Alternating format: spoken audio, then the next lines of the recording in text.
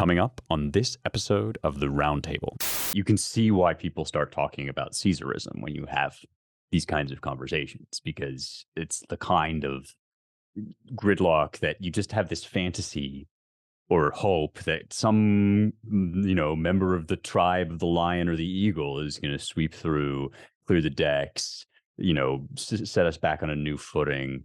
And as James is suggesting, I think, and Ryan too, like, when you open that box, you better be really sure you have an extraordinary individual in it. And I'm just looking at this like Siena poll, and I'm looking at just the people in the Republican field, and I'm thinking, whom are you nominating, my friends? And my, 2 cents for what it's worth is that the impulse of the day is much more in this kind of like carve out a space for yourself and your family to weather the storm and to build and take this thing back from the ground up. Because I was listening to Chris Rufo just the other day. He's got this new book out. It's doing really well, and he was on the Red Scare podcast, and he was talking about like, this isn't the sort of thing that you fix with a presidential election. It's structural, it's like systemic, if you like. And the way that people are responding, even in the positive sense, is by checking out.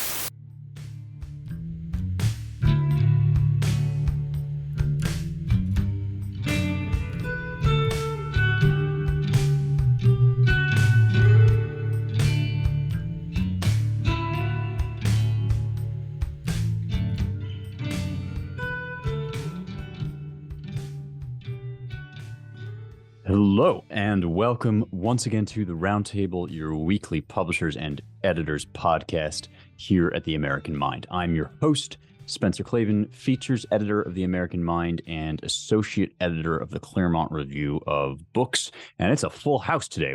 I am joined by editor James Poulos, managing editor Seth Barron, and back from regions abroad from his travels in far-flung lands, president and publisher Ryan Williams. Very glad to have you back, Ryan. We're going to have to download all of your opinions from the last 2 weeks. We'll have a rapid fire round. We have to say them all in 60 seconds or less.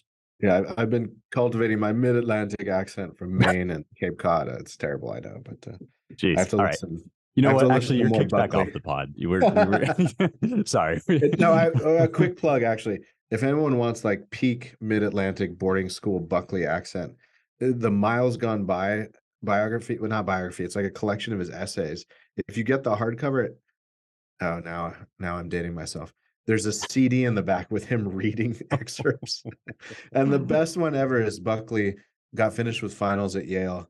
And this is occasional, very, very occasional Buckley praise / post here at the American Mind. He got done with finals and recounts that he'd been on uppers and hadn't slept in 2 days. So, and at some point, he and his friends had bought a small airplane while they were in college. So he recounts that he was overjoyed. He wanted to go fly in celebration of finishing finals. And he describes that I climbed to 2,800 feet where I promptly fell asleep. I must tell you, there's nothing more exhilarating than waking up flying an airplane. So what might have been had Buckley crashed that day, his senior year at Yale. Anyway. I'm sorry. I could hear as you were talking, I could hear all of our like boomer age Reaganite listeners just switching the pod off immediately to go and run to their run, don't walk. Yeah, and all the Zoomers turned it off, never to listen to it again. That's right. We now have like nostalgia. Yeah, 33% of our audience remains, and it's all the Gen X listeners that are neither angry enough nor excited enough to turn us off at this juncture. So if you've gotten this far, welcome. This is actually our secret plan to reduce the audience to our small coterie of based Gen Xers. But actually, I will say that as Charles Kessler, among others, our editor at CRV, has recently been pointing out, especially early Buckley, there really is based Buckley. That's not a myth. If you go back and read the Sharon statement and find some of this other stuff, I can't get past the CD in the sleeve of the book. I know exactly what you're talking about. I can picture it. Great. Okay. Well, off to a fine start then, and let us return to the sordid world of presidential race 2024 / corruption watch all the time, infinite forever, Corruption Watch, with the testimony of Devon Archer. I kind of previewed this segment last week on the podcast because I was saying that this testimony was coming, very interested to see what would happen, what would come of it. It has now happened. This is Hunter Biden's former business partner. He testified behind closed doors, but we've gotten intimate reports from both sides, each predictably representing a very, very different set of conclusions. We've also had a Tucker Carlson interview with Devon Archer, which you can find on Twitter, very worth watching. To give you just the headlines here, and then I'm going to kick it over to the team and ask what they think. The kind of left-wing spin on this, as represented, for instance, by Representative Dan Goldman, a Democrat who was on the panel and sat through the portion of Archer's interview where he was questioned by Republicans, is that, there's no there. All that was really happening here is Hunter was doing his totally legit above board business deals. And it would be crazy, really ridiculous if your father wasn't talking, if you walked through the room and you had you happened to have your Ukrainian partners on speakerphone, and your dad, who was very famous and well known, didn't just stop by for a chat about the weather. Absolutely nothing to see here. We've moved now from Biden never heard or talked to any of these people, heard about any of these deals, was involved even remotely, to that's happening, and it's good that it is. On the other end, we've got, GOP Representative James Comer, who has been sort of saying, reporting that when Joe Biden was vice president, this is his quote, when Joe Biden was vice president of the United States, he joined Hunter Biden's dinners with his foreign business associates in person or by speakerphone over 20 times. In the Tucker interview, Archer says that Hunter was definitely purveying the idea, at least, that the vice president Biden, would have government insight and would be able to deal with, as Archer puts it, regulatory issues. And we surveyed what some of those might have been before. Pretty remarkable that the best case scenario here seems to be Hunter was shilling fake influence, that he wasn't actually giving influence, but he was creating the illusion of influence. And his dad was at least complicit in creating that illusion by not taking measures to distance himself from it. That's set that tab at the least bad for Biden version of this testimony.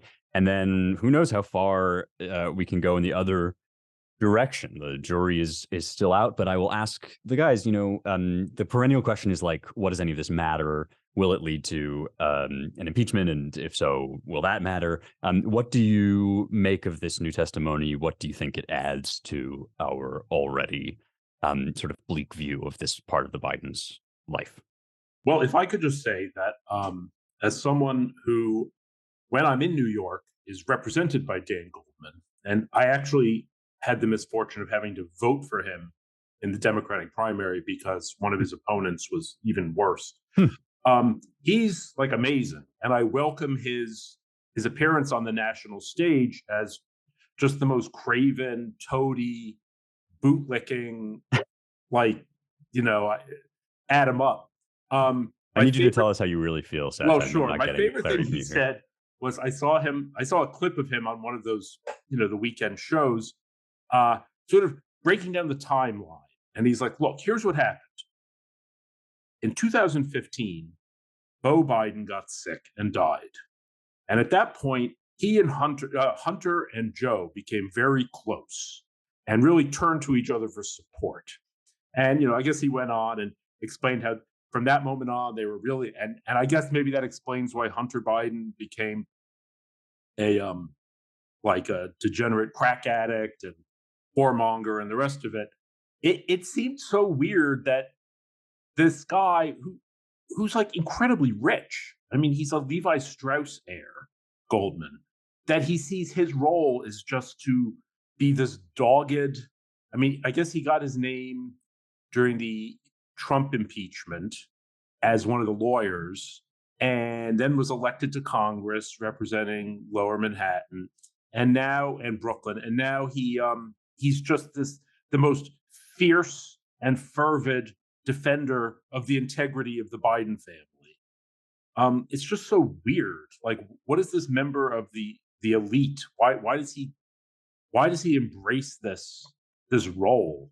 Anyway, I don't know. We talked about this last week. I think that they should impeach Biden, just because, look, if I don't want to steal the thunder of the next segment, but if one side's doing it, I guess the other side should do it, and it will be a good opportunity to air a lot of the incredible dirt on this family, which again is clearly a crime family. They're all rich, and none of them does anything except pimp like Joe Biden's influence.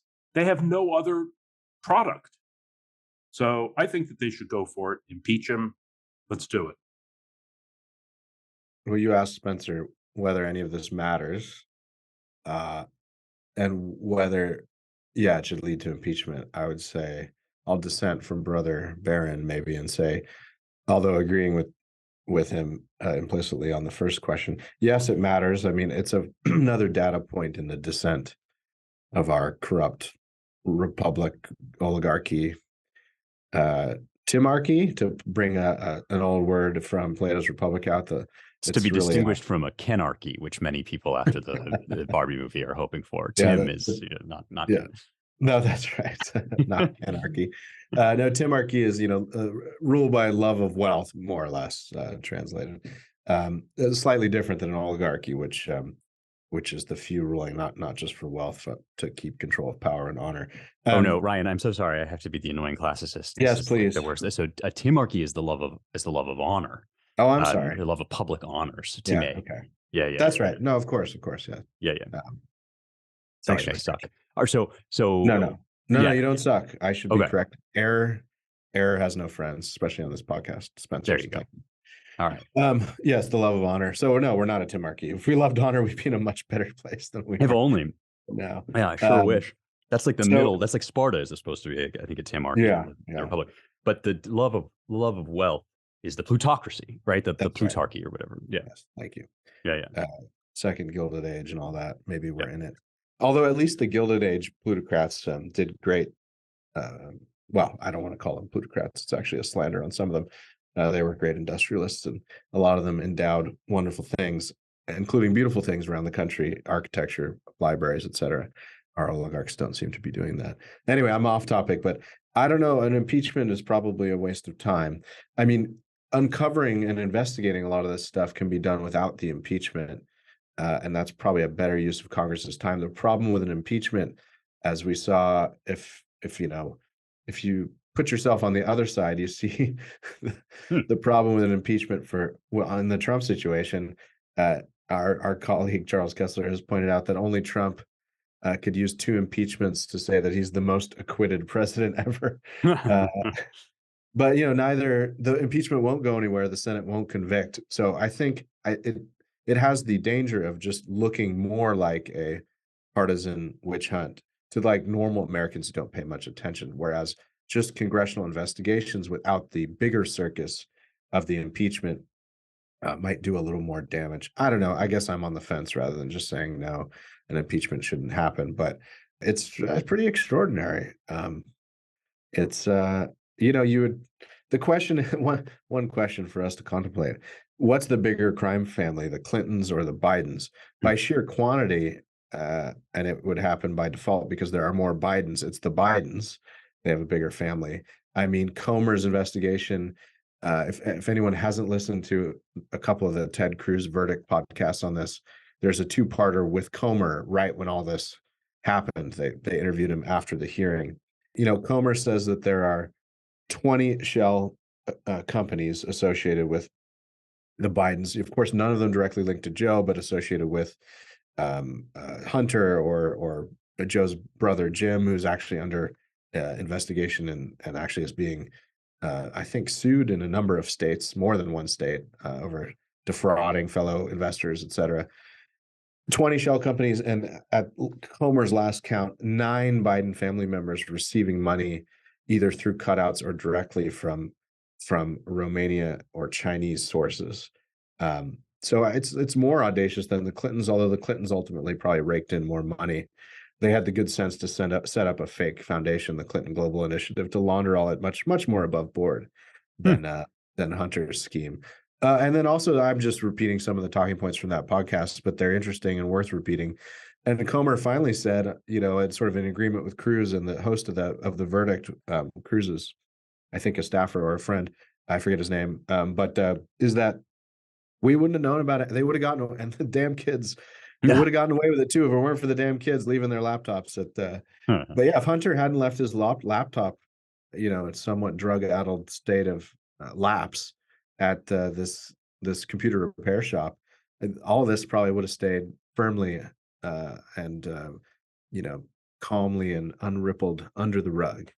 And so we're just kind of lucky that this has all been exposed. Although anyone who's observed the ascent of the Biden families, and especially Joe Biden's finances over the course of his life, given the fact that he's never really worked a real job ever except being in Congress or the Senate, knows that something like this and some related species of this has always been going on with Joe Biden. A thorough mediocrity his whole life, a plagiarist, an inveterate liar, and yet, through his political connections has made himself worth north of $10 to $20 million. So it's just laughable to think that this is not a corrupt family. I mean, an inspiration. Can I just add, he used to be known as the senator from MNBA, like the credit card MBNA. This was like that was his brand. The senator from Delaware. Delaware, it's like being the senator from Panama or something.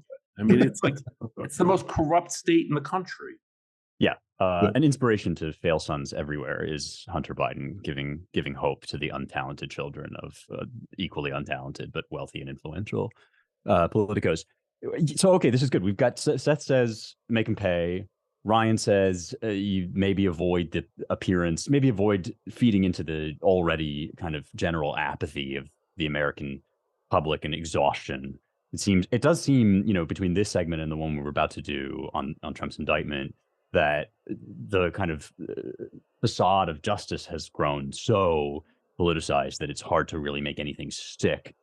I have my kind of probably 4D chess interpretation, which is watch out that you don't play right into the Democrats' hand by getting Biden out of office and then leaving them with Kamala and the perfect inroad to install Gavin in 2024. James, what impeach or no? I'm sort of just like a flood the zone kind of guy on this stuff. I think, speaking of Panama, we've seen the Panama Papers. We know that financialization and bureaucratization and managerialism have all worked together to create a political economy that is based on patronage and corruption and money laundering. And this is not really in dispute. And yet the major families and players are insulated from public scrutiny or even, public awareness beyond sort of what gets leaked. And it's dispiriting, but it's also corrosive of basic trust in our government, regardless of what sort of ocracy it is. Those kinds of regime questions are, of course, very important. But it doesn't really matter particularly what your regime form is if its credibility is totally shot. And no matter who manages to worm their way in, they're just operating from this huge sort of trust gap from the beginning. Or people, best case, assume they're well, we finally got one of our guys in there, but he's clean, so he probably won't be able to do anything. Be really ineffective. The longer he's in there, the more likely he is to cave or just get sort of subsumed into the blob. All that stuff's really bad. And if the way to get some of this information out and into the record is through impeachment proceedings, if it's through other means, let's get it on. Let's have it out. The really based take on the whole plutocracy thing it remains the Aristotelian take, which is this is why you should only have independently wealthy aristocrats in public office because they can't be bribed. They're untouchable. The quip about our current age and Marini has made it to me. John Marini, that is. I'm sure someone else has made it. In the old Gilded Age, you had to be rich to go into and even before that, I mean, to go into the Senate for the paltry salary, you had to be rich to run for the Senate. That's sort of what John Adams hoped for it, that it would be sort of de facto the representation of the wealthier class in America and balance out the more democratic House, et cetera. But look at Dan Goldman. Yeah. No, but he's sort of the exception, right? Well, it's a mixed bag. Now you go into the Senate to get rich. See Bernie Sanders, see Joe Biden, and others, and that's a real problem. Yeah, that is kind of interesting. I mean, we've got this piece, just to shill for CRB for a sec. We've got this piece coming up by Julius Krein. I think the title we gave it is like Plutocrats and Propagandists, and it's a review of a partisan book about how the right convinced everybody to just let big business run amok. And Krein's point is that this was actually a bipartisan effort, and that the neoliberal consensus was motivated on both sides. It is kind of interesting in the same way that we have this gerontocracy going on where everybody's a million years old. Mitch McConnell glitching on auto pause in front of the press, and obviously Joe Biden mumbling his way into a nap in front of an interviewer. And so you want to get up on your high horse about all these old men, they need to get out of office. But on the other hand, it's not actually age that makes them sort of despicable. If you think about classical ideals, you are supposed to have a certain number of years of experience on you in order to have accumulated practical wisdom.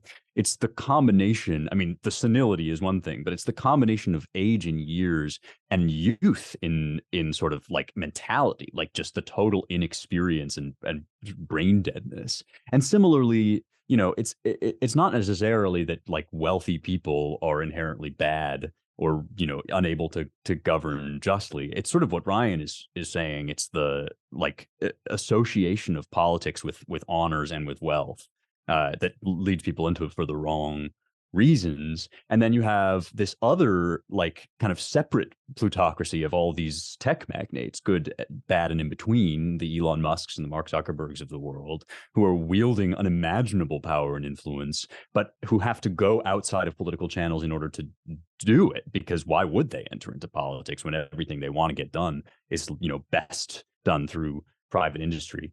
It seems like what we're really up against here is we're talking here about incentives, right? We're talking about why would you go into politics? What can politics offer?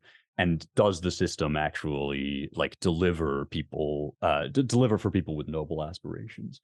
All of this an intriguing parcel of concerns to raise as we move perhaps into our second segment. I mean, we can keep talking about this Biden stuff because it remains germane, I think. But as the Republicans are trying to get some accountability for Biden, the Democrats are just pouring on the accusations and criminal charges against Trump. The latest, I would be shocked if our listeners haven't heard about this. The latest is a indictment from Special Counsel Jack Smith, he of Mar-a-Lago documents fame. This is not the first time Jack Smith has entered into this drama, but now he's brought an indictment to charge Trump over January 6th and over his conduct and remarkably over his speech during Jan 6. He's supposed to have conspired to overturn the election. There have been a number of really good rundowns already about this indictment, but Ryan sent us one that I think is really worth your time and readable. It's from Will Scharf, who's a former federal prosecutor now running for Missouri Attorney General. And he just goes through the charges here and notes, I think, one of the most important kind of aspects, which is, if we take this standard and apply it to somebody who is not Trump, if we take this standard of speech that's sort of in evidence in this indictment, what does it mean for you and me, right? And kind of the classic, in fact, Trumpian line, they're after you, I'm just in the way. The Jan 6 thing is obviously the most emotionally resonant Trumpist claim or aspect of Trump that the Dems have, and so it was probably inevitable that this was gonna come down the pike. Something about January 6th was gonna come down the pike. It's already been the subject of an impeachment. Now, the series of claims here is as follows. First, Trump conspired to defraud the United States by using knowingly false claims of election fraud to obstruct federal government function by which those results are collected, counted, and certified. Second and third, conspiracy to obstruct an official proceeding and the actual or attempted obstruction of an official proceeding. Fourth, that Trump committed a conspiracy against rights by knowingly conspiring to deprive Americans of their right to vote and have their votes counted. So one thing that's interesting here is this is not an indictment for, inciting January 6th, but for defrauding the United States by making claims about the stolen election more generally. Scharf notes that in order to prove this, you'd have to show not only that Trump knew the claims he was making were false and made them anyway, but also that he knew the legal theories presented to him were false about how it might be possible for Pence to block the count. And as you kind of spin out the consequences of this, you end up with this question, well, where does a criminal accusation of election fraud begin? Where are you allowed to question the effectiveness or the accuracy of an election, and where does it become illegal? There's really no line to draw in this indictment, says Scharf, and it's very likely to get thrown out and to chill a whole bunch of speech in the meantime. That's if there's a impartial or at least a fair-minded judge and jury involved. The judge in this case is Tanya Chutkan. I'm not sure how to say that last name, but this is somebody who has experience with Trump and who is an Obama appointee as well. So all of these data points to consider as we ask. Trump kind of neck and neck with Biden in the top line of a recent New York Times Siena poll. We've talked about forever how they know they want to get him, they just haven't figured out how. Do you guys think that this is the one or not? I would say not. Mm-hmm. If you look at what they're charging him with, as you just said, it's all. I mean, it seems to me like the last few years since Trump came in, we've seen this degradation of the word lie to mean basically the way like 6-year-olds talk about lies, meaning I don't like your opinion. I think I've mentioned before that the Washington Post has this very thorough and well-sourced database of all of Trump's lies, which include things like, I think Melania is the best first lady in American history. Just like whatever, statements, matters of taste, superlative, absurd, hyperbole. So, yeah, I mean, that's what this is. Like, they don't like that he said that there was an issue with the election. But as people have pointed out, the Democrats constantly do this. They still say that the 2004 election was corrupt, that Diebold illegally swung the votes in Ohio. Everybody knows that every single top Democrat was running around after 2016 and still do, saying that Trump was an illegitimate president. He was installed by the Russians. Before the 2020 election, Hillary Clinton said, my advice to Joe Biden is whatever happens, do not concede. Do not concede the election, even if it looks like you lost. I mean, clearly this is just like a power play. And I think the whole point is just to blow smoke and try to confuse people and,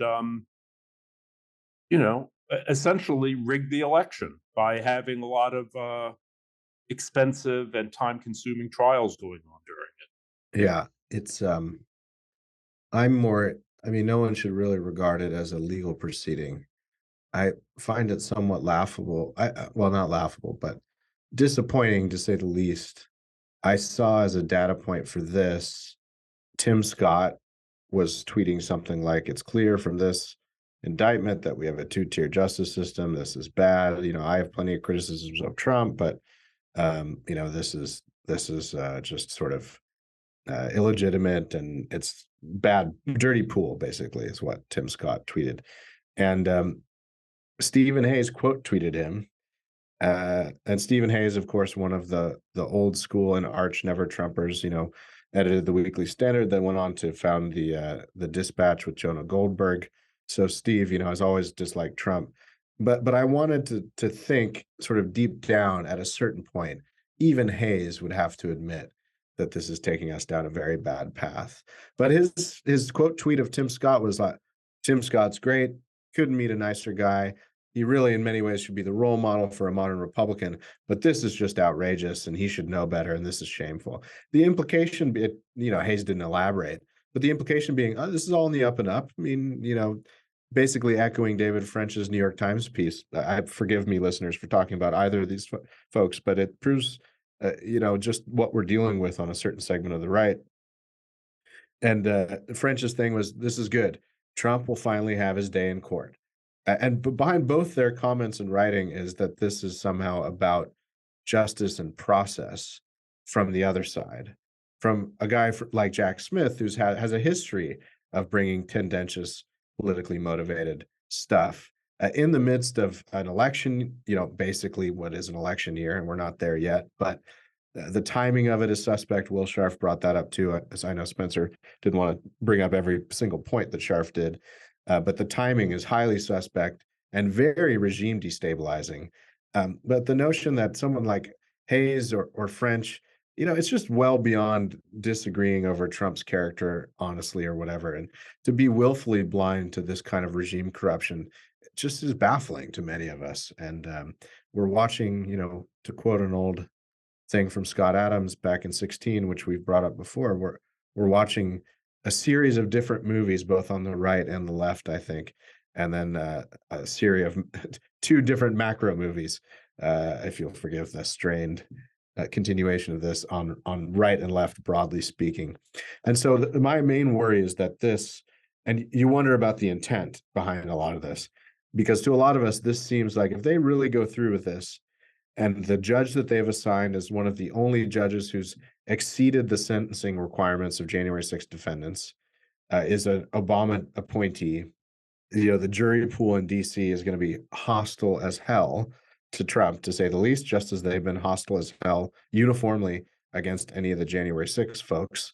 So how's this process going to work out? Trump seems to be doomed in court. I will predict that. He may get a sympathetic panel on the DC circuit when he appeals, probably not. And then it's up to the Supreme Court. I mean, the whole charade and the intent behind it seems very short-sighted from the left, unless they think they can sort of use it to prevent Trump from being president, and that short-term game is worth any longer or medium-term risks, or they really do want to break the country in a way because they will be the ones determining the terms of the post-break in some way that favors them. That is all, take any of those pieces, all very, very, very troubling. And too many, I think, in the normal punditry class of the center or center right or never Trump or whatever, just refuse to even entertain any of these possibilities or the real threat to the regime that it poses. And so I'll just wrap by saying, again, I think it's evidence. We brought this up before. In a sort of in the fancy context, it's evidence of just a fundamentally different way of looking at history and politics from a huge segment of official Washington right and left, which is to say, we kind of solve the problem of tyranny and anarchy and chaos and bloodshed, asterisk, except when it comes from the extremist racist right, of course. And that, you really can't break America. So we can push the envelope here because Trump necessitates pushing the envelope.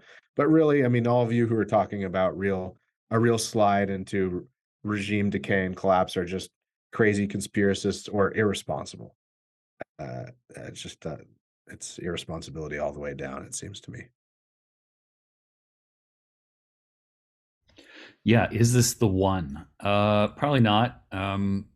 It's we know that the right kind of person can run a national movement or organization very effectively from inside prison. It's I think there's a temptation on both sides to think like, this is it, guys. This is the time. We're finally going to break the impasse. We're going to break the logjam. You know, the orange man's going to go down, and then like the great and glorious future that awaits will open up, like, you know, the pearly gates, or like, oh no, you know, we'll stick with Orange Man, and he'll just make the system collapse around him, and then America will rise again.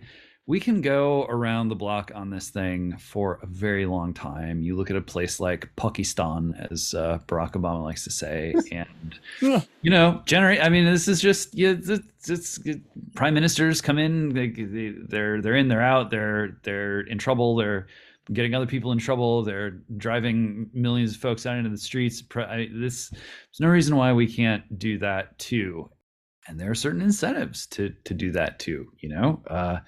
You can talk about decline being a choice and all that stuff. And yes, there's definitely evidence that there's like a competency crash that's coming. And you look at just kind of the mental and physical well-being of the modal American citizen, and it's like not so great. And yeah, obviously all these things have consequences. But you look around at the rest of the world and they're not doing super hot either. This could easily be just kind of factored into a process of very slow decay and almost, you know, frozen conflict that just grinds on and on. It could go on that way for a long time.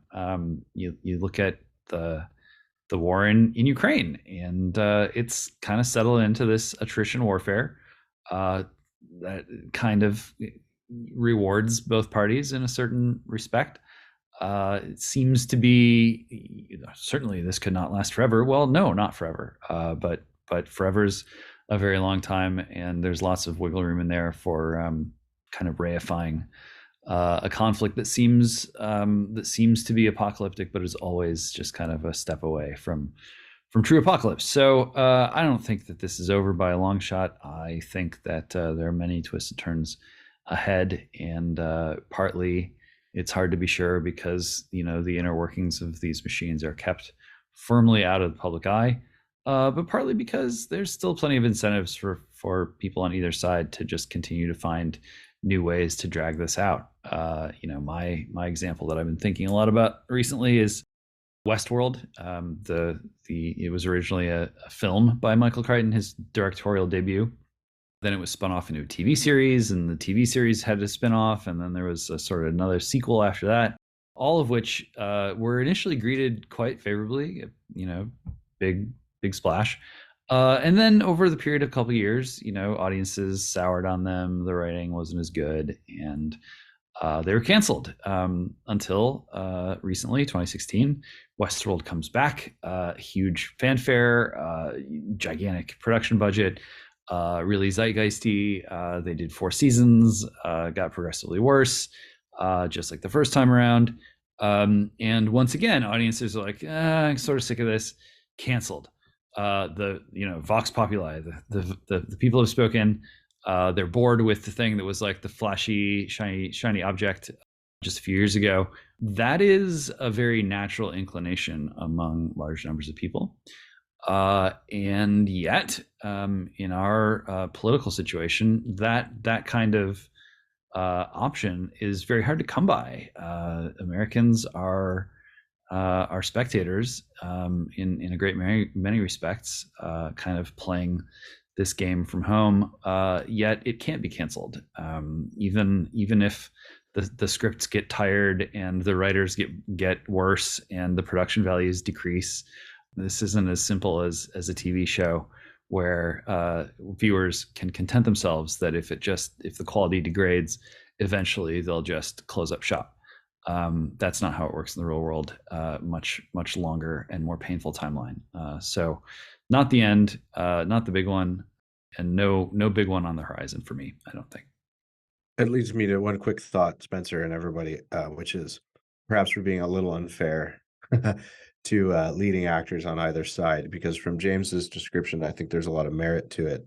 At a certain point, this whole cycle becomes a kind of self-perpetuating machine, and people just respond to incentives that give them political power, clout, and money. And it really would take a far-seeing influential and individual of surpassing skills, both rhetorical and resources, to sort of stick a stick in the spokes wasn't quite the right analogy, because then we'd all go tumbling head over heels, or ass over tea kettle, as the old saying goes.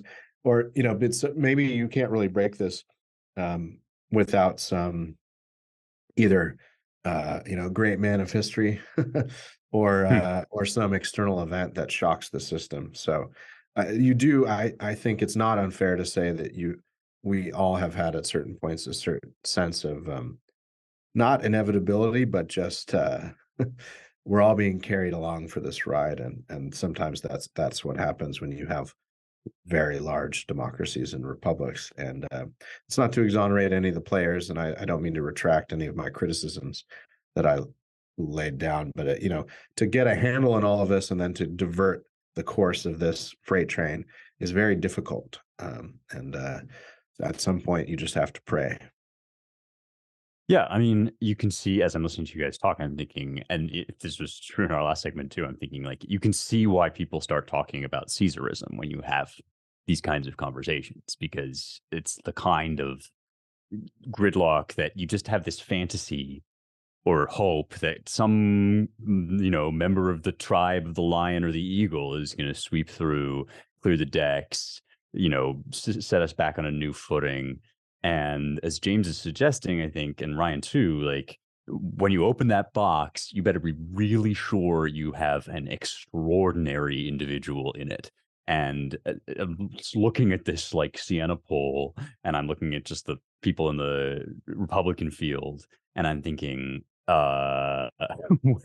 whom are you nominating, my friends? And my 2 cents for what it's worth is that the impulse of the day is much more in this kind of like carve out a space for yourself and your family to weather the storm and to build and take this thing back from the ground up. Because I was listening to Chris Rufo just the other day. He's got this new book out, it's doing really well, and he was on the Res Care podcast, and he was talking about like this isn't the sort of thing that you fix with a presidential election. It's structural, it's like systemic, if you like.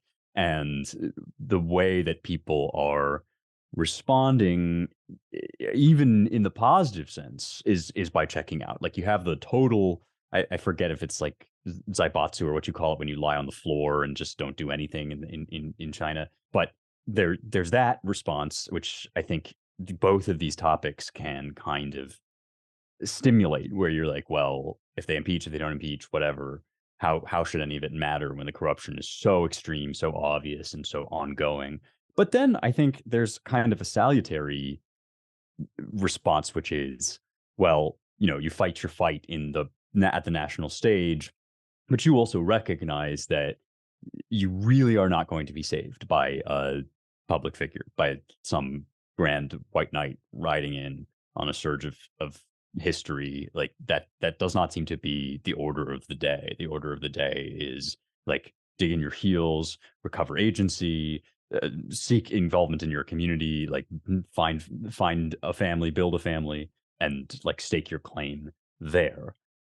Much more, I'm sure, on both of these topics will return to our attention, but for now, Sorry, Spencer, one last thing. Please. Yeah, which it doesn't complicate all this, but it both presents the reason for the apathy and also a great opportunity if someone could just find the inside lane, which is that if you look at the polling in both the parties, something like 2/3 of the country doesn't want Biden or Trump.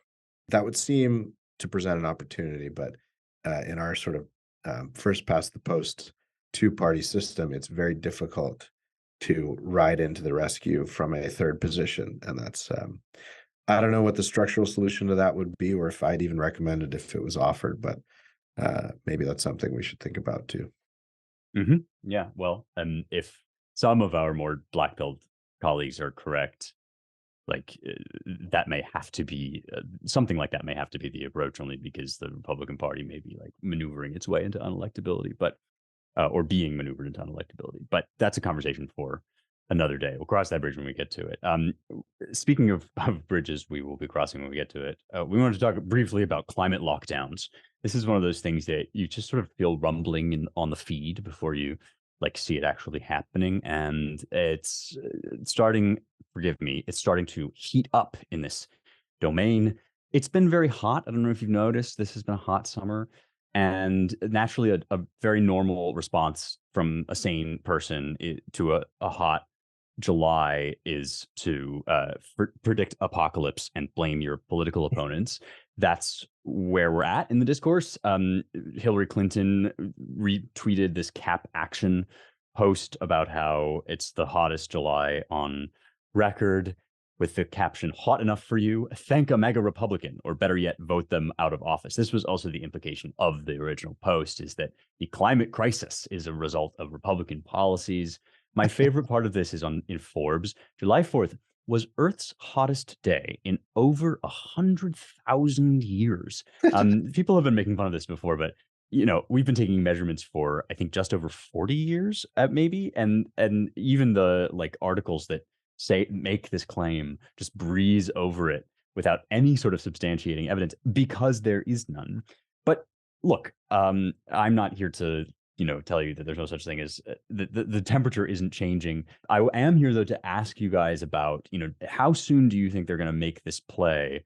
Some would say they already are, for like, well, it's so hot that it's such an emergency that the government needs emergency powers and you need to stay home. We have to do the lockdown thing again. People have cited this measure in Oxford, of all places, where some main roads have traffic filters that limit the number of people that can access it, through the access of drivers during daytime hours. There are just these rumblings in the ground. The UN chief called it the end of global warming and the beginning of global boiling. The era of global boiling has arrived. And so I turn it over to the panel to ask, when are we getting our global soufflé? It's happening already. It's here. I mean, look what they're doing. Right. The whole push toward multifamily building on formerly single-family housing areas, the whole push towards density, elimination of gas stoves, pushing electric vehicles, essentially making it impossible to live like in Europe, where energy prices are so high. People are having to live in kind of a pre-modern condition. I think this is all happening on many levels. It's a major shift that they're seeking. The 15-minute city theme, which people now claim was just a myth or a conspiracy theory, but it's obvious that they would like to push everyone to live in little, sectors or cells in a larger hive, live and work and play like all within a couple hundred yards of your house. Don't go anywhere. It's funny. I was thinking the other day, like I saw somebody was saying, "Oh, don't just complain about the climate. You've got to do something. What are you doing?" Well, everybody's already recycling, and it's established that doesn't actually do anything. So it occurred to me, the only thing you can do, what they mean by that is vote for Democrats, and nothing else. I mean, that's the only solution they have. Maybe glue your hand to the pavement if you're really serious. But I mean, I think that's what they mean. They don't mean, convince China to stop spewing carbon into the air. So, what else do they mean? Yeah, it's a good point. Process of elimination, Seth. I think that a lot of the activists and voters behind that coalition have not drawn that conclusion because they're fed a bunch of misinformation on the topic. I think it's the case. I read this the other day that, U.S. emissions have basically been flat for 50 years despite our population growth. So, I mean, the United States is really a poster child for smart and clean growth, especially over the last half century. As you said, though, if the climate alarmists really wanted to make a dent quickly, they'd be, Soros and all these others would be pouring money into capital technological investment stuff, trying to find desperately a way to invent a new scrubber, to make, cold fusion or whatever, and somehow get China to adopt it and abandon and buy them off and get them to ditch all their coal plants. Because most of the world's emissions are coming from China and India and places not us. I mean, places outside the Anglosphere or continental Europe. So the question of there's just a wild separation between the gravity of the problem, if you take them on their own terms, and a lot of us disagree with the gravity of the problem, and then the realistic solution. One is led to conclude that a lot of the elites are just using this as a smokescreen, pun intended, to just gain more control, to institute something that they wanted for a long time, which is a much more centralized transatlantic, sort of regional global government. And because ultimately they believe in the progressive idea from the turn of the century in America and for growing out of theorists in Germany and elsewhere. I'm painting with too broad a brush and simplifying, but the idea is that if we just give experts enough tools that and technology, we're just on the cusp of really heaven on earth, which means solving the climate crisis, solving the problem of poverty, crime, etc. We're just close. We're close. The technology is in our hands or nearly in our hands. And damn it, the thing standing in the way is the rubes. The rubes are stupid and they keep voting for bad people, or they themselves are bad people. And if we just let scientific technocracy, twinned with the most enlightened social policy, if we just let it have its way outside the normal messy realm of democratic politics, then we can finally fix all our problems. And there's a small portion of those people who actually maybe sincerely believe that we're really standing in the way of heaven on earth. So you can understand the motivation of the most pure-hearted of them, however mistaken they might be. But then there's all the rest, which it runs the whole gamut of human motivation, interest. A lot of people are making money off this. Anyway, the reasons are endless why the interest groups assembled are pushing for this, however much they may or may not believe in the theory. Yeah, they don't really have to be sitting around rubbing their hands. I mean, I'm not averse to interpretations of the situation which posit a shadowy dark room somewhere, or like a Mr. Burns style castle with lightning flashing behind it and all of that. But the reality, it often seems to me, is both more and less sinister than that. It's simply the outcome of what people actually believe. Like, this is the reason that they kept saying these things with their face hanging out during COVID and having to walk them back, is because they were simply like stepping into the implications of their own convictions, as Ryan has just outlined. I mean, I've said this before, but like, it's not as if before COVID they didn't think that they should be able to tell you what was safe to do and to stop you from doing anything else. It's just that only during COVID did they have this perfect pretext for the emergency powers to kind of like kick this into high gear. My main curiosity about this is whether like the climate actually represents a plausible enough emergency for people to go along with it, especially since they saw what a canard COVID is.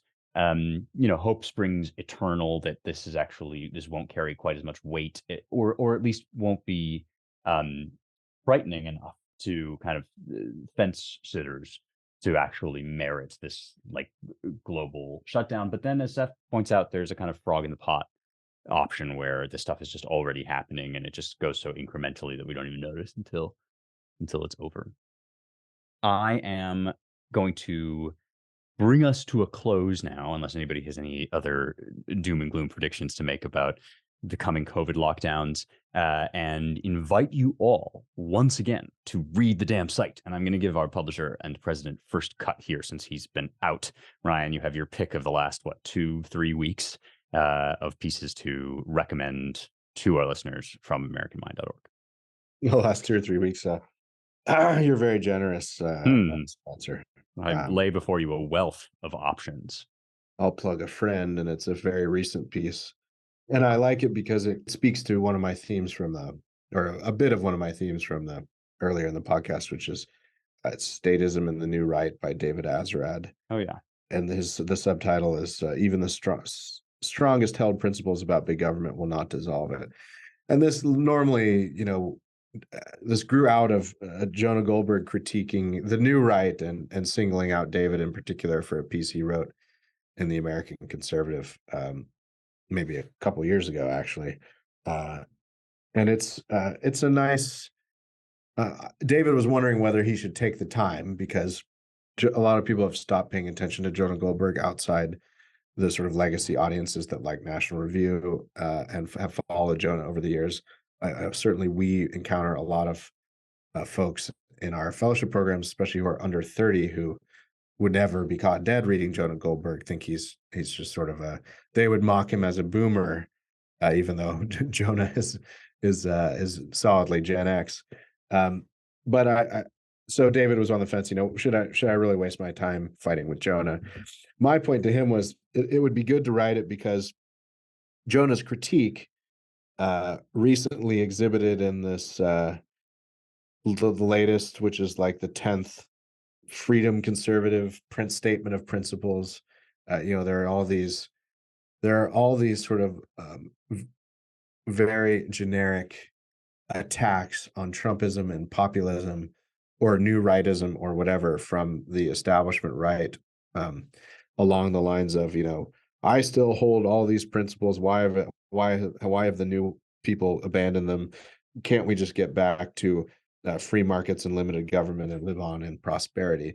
And David kind of goes through the arguments for why, even though he agrees that, free trade, so to speak, that is free markets, to the extent that it leads to prosperity, is a good thing. And yes, of course, limited government is a good thing.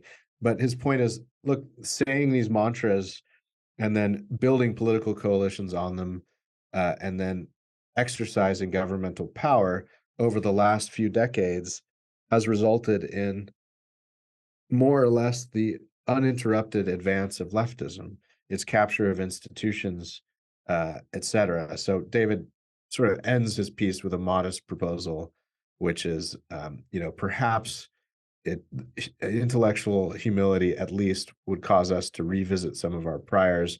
We're not going to embrace leftist statism or tyranny or anything, but we might want to look at how our opponents have been effective and drop some of our versions that are mostly based on abstract platitudes rather than the concrete exercise of power and the passing of policies, and try to really figure out why we've been losers for so many decades and maybe do something differently. And David does it with his normal wit and crisp style. So Statism and the New Right by David Azarad, a good friend of Claremont and a personal friend of many of us. Yep, and always worth reading. That's a great one. Seth, what do you got? We have a piece that we just put up Wednesday afternoon by a new writer, TJ Harker. He's a former federal prosecutor.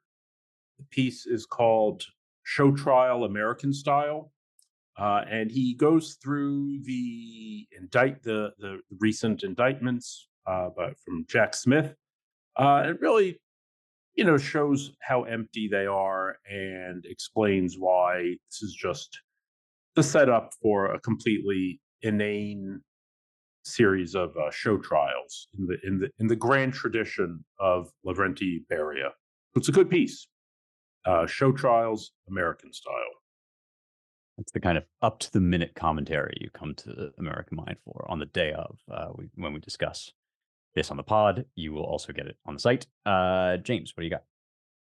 I have Glenn Elmer's today. You got a license for that tyranny? This is a piece that sort of prepares the reader for Glenn's new book. That book is called The Narrow Passage: Plato, Foucault, and the Possibility of Political Philosophy. If that sounds like more than you can chew in one bite, don't worry. It is not a recondite journey deep into a rabbit hole that will cause you to lose all of your bearings. You will read the piece and you will see that it is actually not a chore to read Glenn. It is enlightening and pleasant. The line I will pull here, he's talking about the contradiction embraced by our bureaucratic oligarchs, a tension between credentialed expertise and anti-rational postmodernism. So what does that mean? Well, it says on the one hand, these are the people who say, we're the managers, we're the managerial class, elite education and training qualifies us to rule over everything. We know what expertise is. Everyone can know what expertise is. You are forced to agree with it because it's what the experts say. But at the same time, these are the same elites who are undermining the foundations of technical rationality and undermining their own expertise by saying, in effect, well, yes, actually, everything is just a language game. Truth is just a function of power. And so there's a clear contradiction between these two claims.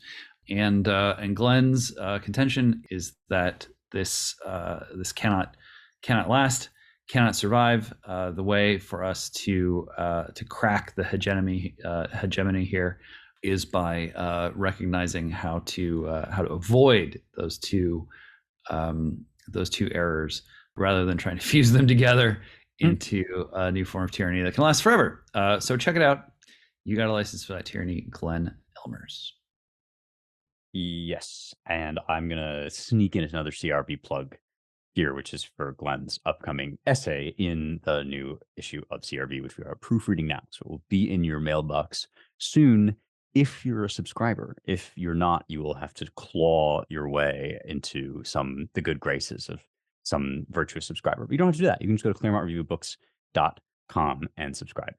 My piece from The American Mind is called I Am a Dog Mom. It's by Alexander Riley, and the subhead is Elevating Pets at the Expense of Human Beings is a Troubling Sign for the Future of Our Civilization.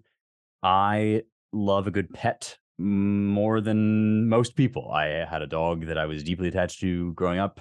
I have a cat now who effectively serves as my familiar and amanuensis. There's really nothing quite like the relationship between a writer and a cat. They're both narcissists, and they are both maddeningly and lovably self-absorbed. And so when you write and you have a cat, you enter into a kind of mind meld where your cat will swipe your hands away from the keyboard if you've been at it for too long, and demand that you pay attention to him and change his litter box.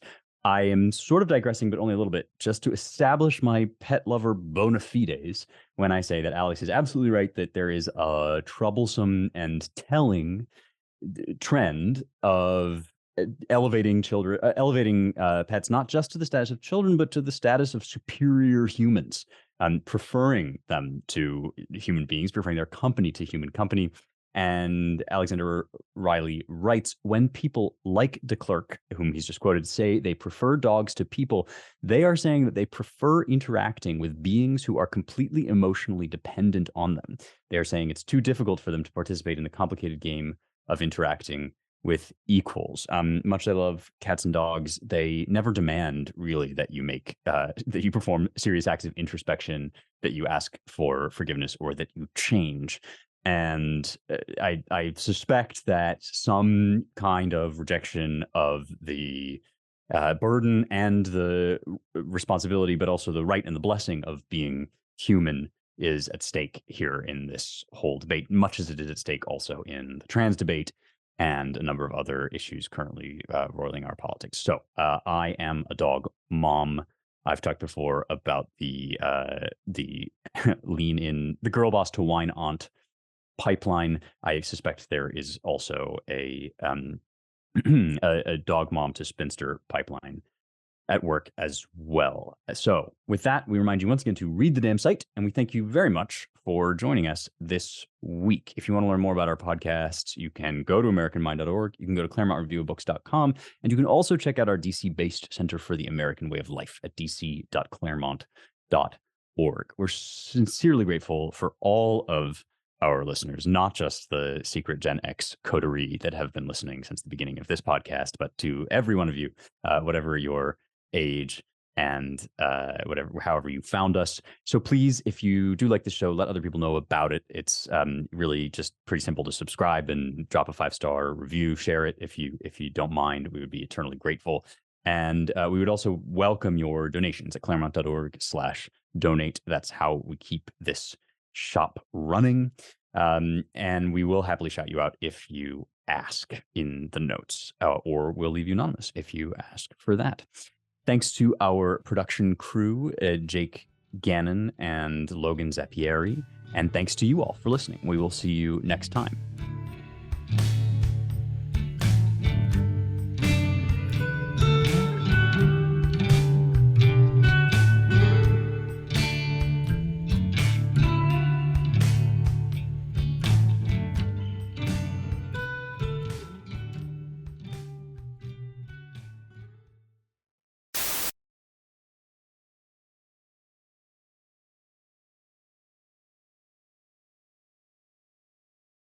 Hunter S. Thompson is always evergreen. Hunter S. Tacos, as he's known.